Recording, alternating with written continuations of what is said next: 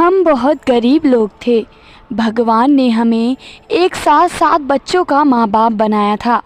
मैं जब घर आती तो मेरा पत्नी मुझे 1000 रुपये देती, पर मैं देखता कि मेरी बीवी के जिस्म पर जगह जगह जख्म लगे होते। एक दिन मैं घर में ही छुप गया, ये देख सकूं कि मेरी बीवी सारा दिन क्या करती है। मैं हैरान रह गया कि मेरी बीवी तो रोज़ाना 4-4। मेरा नाम मानी था। हम गांव में रहने वाले सीधे साधे लोग थे। मैं एक लड़की से मोहब्बत करता था। उसका नाम अंकुशा था। एक गरीब घर से ताल्लुक़ रखती थी। हम भी बहुत अमीर नहीं, पर हमारे पास थोड़ी ज़मीनें थी। हम 3 भाई थे और मैं सबसे छोटा था। मेरे दोनों भाइयों की शादी को 2 से 4 साल गुजर चुके थे और उन दोनों के वहाँ औलाद नहीं थी। मेरी माँ का हुक्म चलता था। घर पर वह पोते की शक्ल देखने के लिए बेचैन थी, पर उसकी ख्वाहिश पूरी नहीं हो रही थी। वह मेरे दोनों भाइयों की बीवियों को खूब बातें सुनाती, उनका जीना हराम कर रखती थी। मेरी माँ कहती यह हम लोगों का ख़ानदानी मसला है, लेकिन फिर भी ये अपना गुस्सा हमारे घर की बहू के ऊपर ही निकालती। अपनी दोनों बहुओं को बहुत सलीका सिखाती। वे दोनों बड़े घर की बेटियां थीं, लेकिन मैंने एक गरीब घर की बेटी को पसंद करके लाया था। मैंने हिम्मत करके अपनी माँ से अंकुशा के बारे में बात की। मेरी माँ बहुत गुस्सा हुई और कहने लगी कि कोई ज़रूरत नहीं है उससे शादी करने की, लेकिन मैं जानता था कि मेरी माँ की दुखती रग क्या है। मैंने कहा कि मैंने जिस लड़की को पसंद किया है उसके ख़ानदान में सिर्फ बेटे पैदा होते हैं, और वह भी शादी के पहले ही साल। अंकुशा ने अपने ही 5 भाई थे और वह इकलौती बहन थी। मेरी माँ को मैंने किसी तरह अपनी बातों में लगाया और अंकुशा से शादी कर ली और मेरे घर आ गई। मैं उससे मोहब्बत करता था, लेकिन हमारे साथ भी वही हुआ जो मेरे भाइयों के साथ हो रहा था। शादी के 2 साल बाद तक कोई औलाद नहीं हुई। अब मेरी माँ ने अंकुशा को भी तंग करना शुरू कर दिया, और अंकुशा तो बहुत ज़्यादा बातें सुनाया करती थी क्योंकि मैं उससे अपनी मर्ज़ी से पसंद करके लाया था। वह दिन भर मेरी माँ की बातें सुनती रहती, तो मुझसे उसका दुख देखा नहीं जाता। एक दिन मैंने अपनी माँ से बात करने का सोच लिया और मेरी माँ इतना गुस्सा हो गई कि मुझे घर से निकाल जाने को कह दिया। मैं भी बहुत गुस्से में आ गया और मैं कह दिया कि ठीक है, हम उस घर से चले जाएंगे। मैं अंकुशा को लेकर घर से निकल तो गया, पर हमारे पास कुछ भी नहीं था। ना हमारे पास घर का कोई सामान था, ना ही किचन का सामान था। बस कुछ पैसे मैंने अपने दोस्त से मदद मांगी। उन्होंने मेरा बहुत साथ दिया। गांव में बहुत दूर सुनसान इलाके में एक घर था जिसका मालिक कोई सालों से गांव नहीं आया था। मेरे दोस्तों ने मेरे लिए उस घर का ताला तोड़ दिया और कहा जब तक उस घर का मालिक नहीं आता तुम लोग यहाँ ही रहो, फिर बाद में कोई इंतज़ाम कर लेंगे। उस घर में कुछ सामान भी मौजूद था। अंकुशा ने घर साफ़ किया और मुझे मेरे दोस्तों ने मजदूरी का काम बताया। मैं यह काम करने को राज़ी हो गया। जब से हम उस घर में आए थे अंकुशा खामोश थी, पर बोलती तो सिर्फ इतना ही, आप परेशान नहीं हो, मैं आपके साथ हूँ, सब ठीक हो जाएगा। मुझे इस बात की खुशी थी कि मेरी पत्नी मेरे साथ है। मेरी पत्नी ने उस घर में से चीज़ें जमा करके उस मकान को घर जैसा बना दिया। 1 माह के बाद हमें खुशखबरी मिली कि मेरी पत्नी उम्मीद से है। हम बहुत खुश हुए।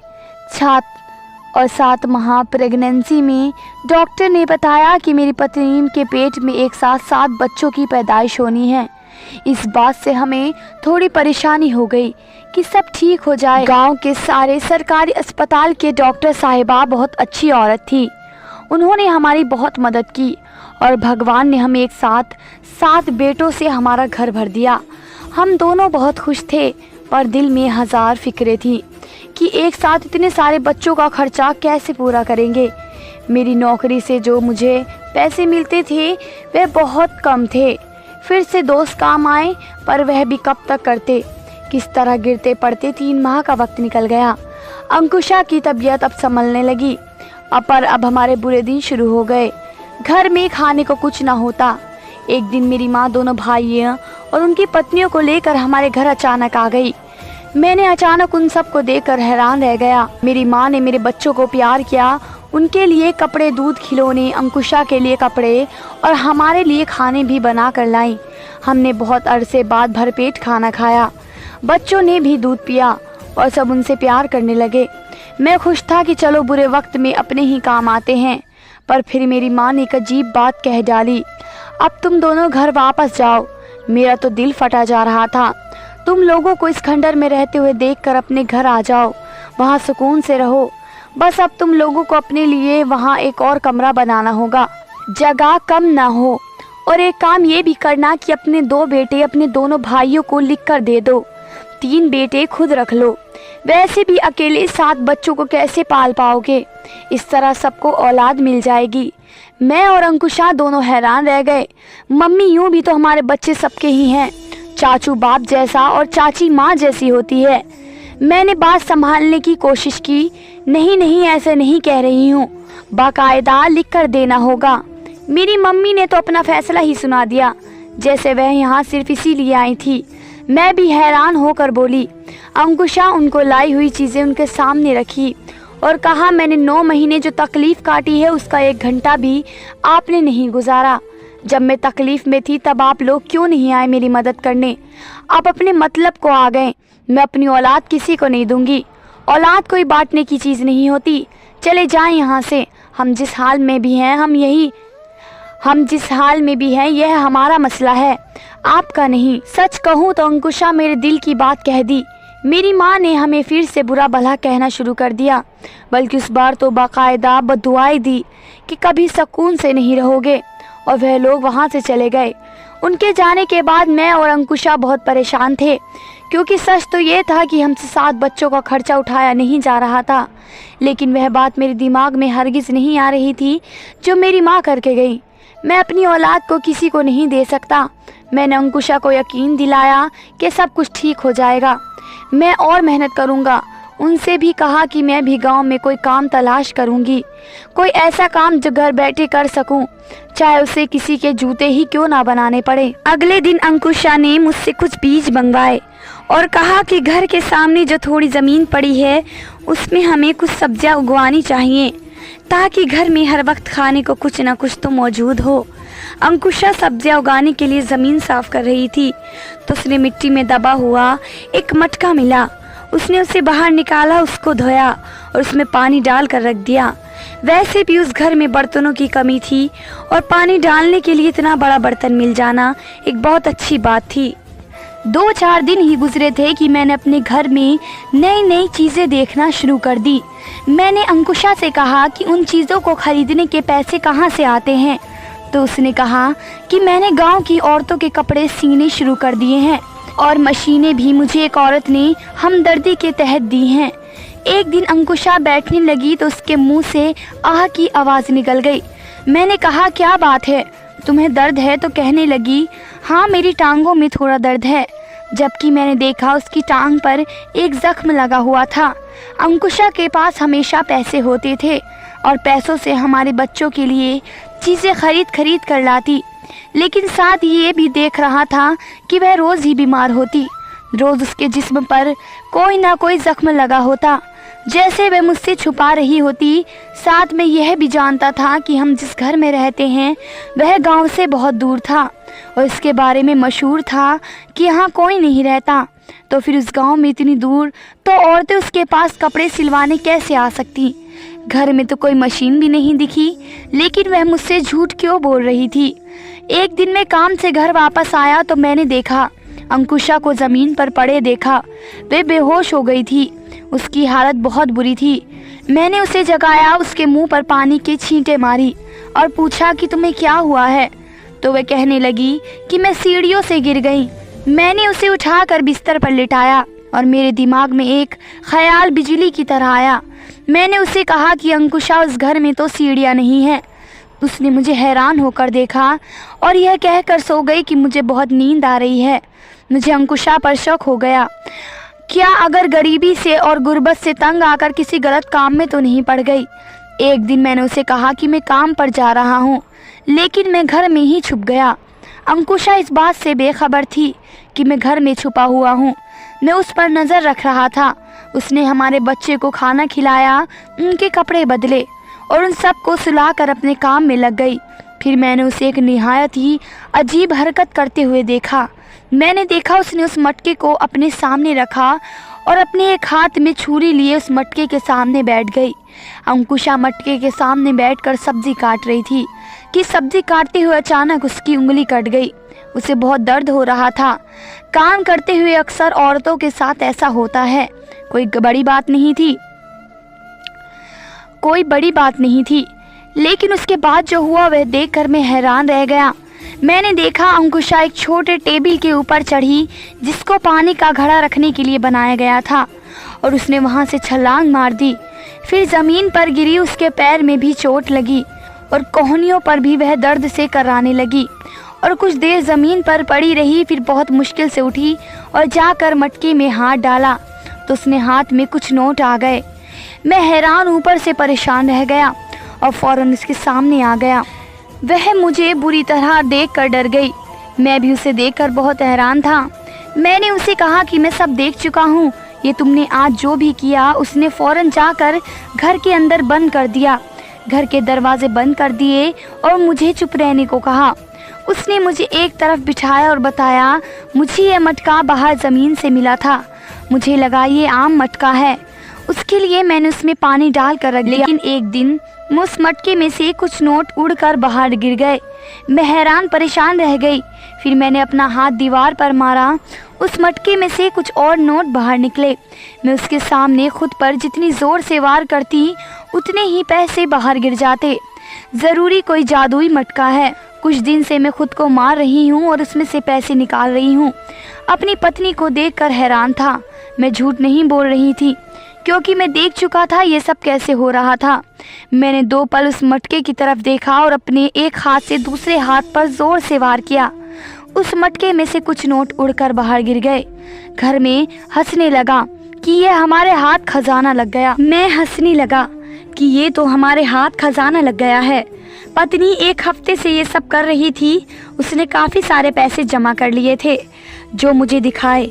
मेरी पत्नी ने कहा, मुझे लगता है ये मटका उन्हीं लोगों का है जो उस घर में रहते थे। अगले दिन मैं उस घर के रहने वाले सदस्यों के हवाले से कोई मालूमात हासिल करने अपने उसी दोस्त के पास गया जो बताया था कि उस घर में जो लोग रहते हैं वे तकरीबन 3040 साल से वापस नहीं आए, ना ही उनकी कोई औलाद घर में आई।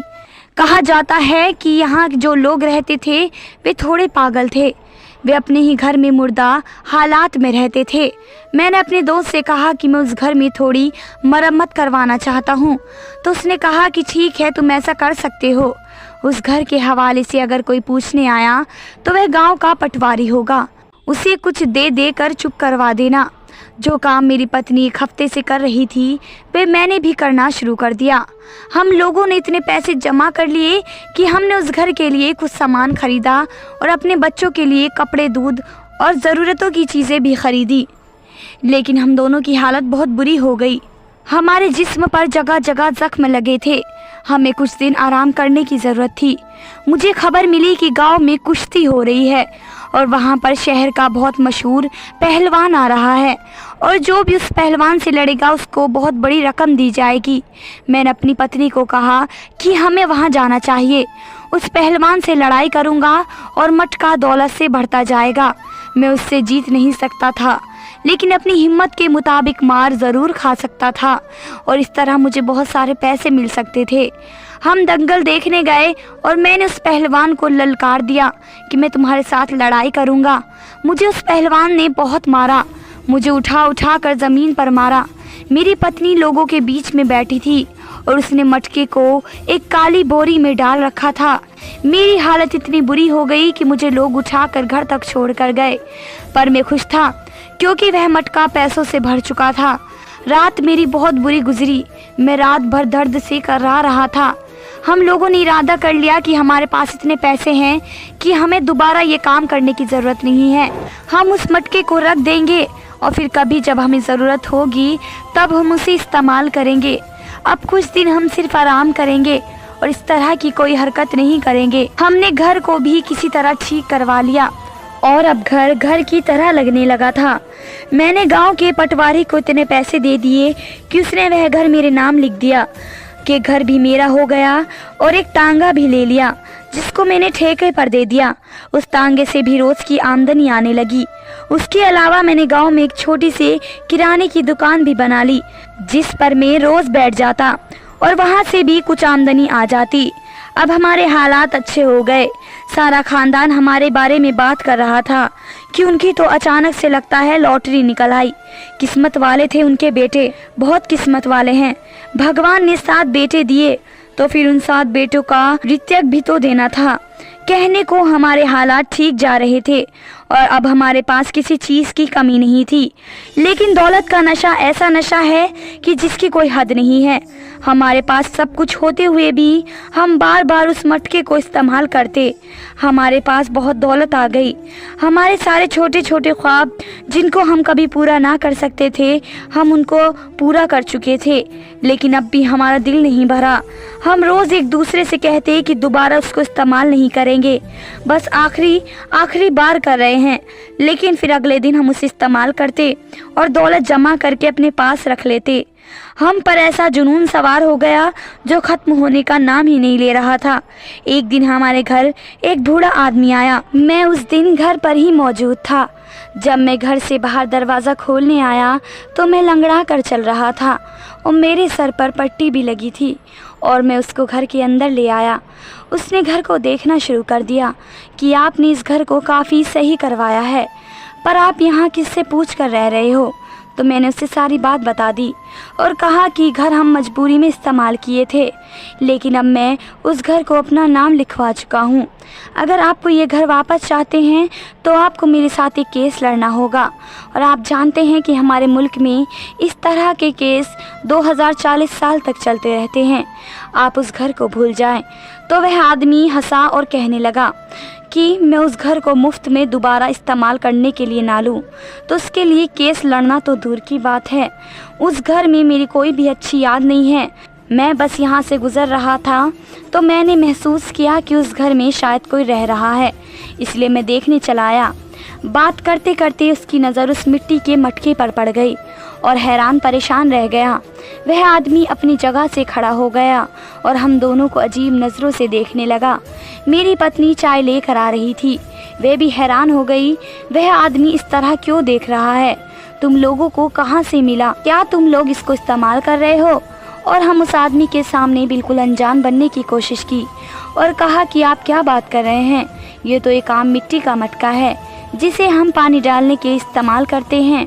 तो इस आदमी ने कहा, ये कोई आम मटका नहीं है, बल्कि एक जादुई मटका है जो मेरे सारे खानदान को निगल गया। यह सुनकर हम हैरान रह गए। उसने बताया कि मैं और मेरा सारा खानदान इसी घर में रहता था। मेरे 2 बेटे थे, उनकी बीवियां थी, मेरी बीवी थी, मेरे पोता पोती भी थे। हमें यह मटका हमारी ज़मीन में दबा हुआ मिला। फिर हमें मालूम हुआ कि एक जादुई मटका है जिसके सामने खुद को तकलीफ़ पहुंचाई जाए तो यह उस तकलीफ़ के मुताबिक हमको रकम देता है।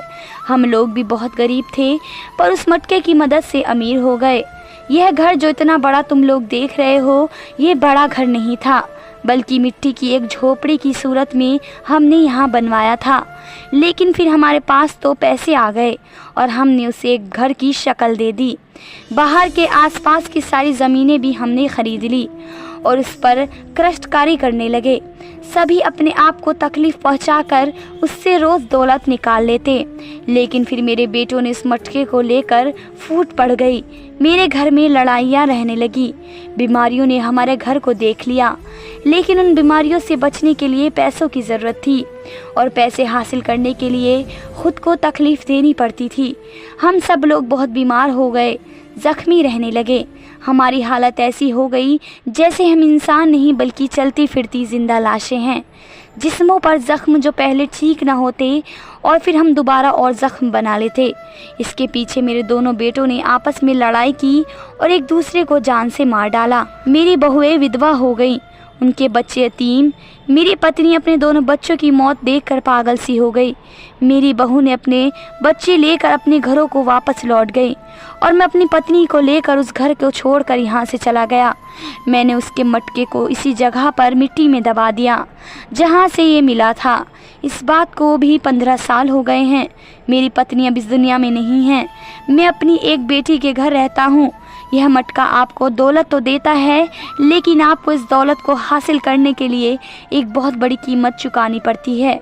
यह एक मालिक की तलाश में होता है और इस मालिक को दौलत के लिए इतना पागल बना देता है कि वह खुद ही अपनी जान ले लेता है और फिर किसी और मालिक की तलाश में निकल जाता है। और यह किसी न किसी तरह मिल भी जाता है, जैसे पहले हमें मिला था और अब तुम लोगों को मिल गया है। इस आदमी ने हमारे बेटों की तरफ देखा तो उसने कहा कि तुम लोग क्यों अपनी ज़िंदगी बर्बाद करते हो? तुम लोग को भगवान ने इतने प्यारे बच्चे दिए हैं, अभी तुम लोग जवान हो। उस मटके को वापस ज़मीन में दबा दो, उसको तोड़ा नहीं जा सकता।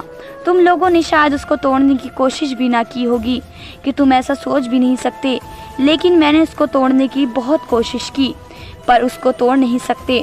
उसका यही हाल है कि उसको दबा दिया जाए। हमने एक दूसरे की तरफ देखा और सोचा कि वाकई हम खुद के साथ क्या कर रहे हैं।